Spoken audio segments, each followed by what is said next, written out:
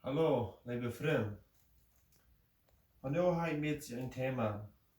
Hört vals und noch Godet, was du hast. Ich habe zwei Bibelverse, die ich mal lese. Das 1. Thessalonicher, Kapitel 5, Vers 21 und 22. Dort sagt, und ihr seht alles, in was Gott ist, hört vals. Blieb von all dort weich, dort was beiset und sich haft.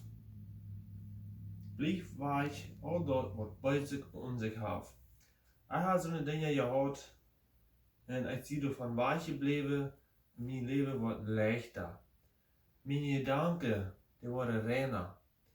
Ik kon een paar dingen zeggen wat ik zeggen had, wat niet goed weer. Dat we, wanneer ik die movies zette, wat door slag weer, door de schutterie weer, oder wanneer ik die videogames spelen, wir Scheiterie wir oder irgendeine Sache, wo ein Mensch damit Gedanken anbringen wird, wo du schwinsch ist.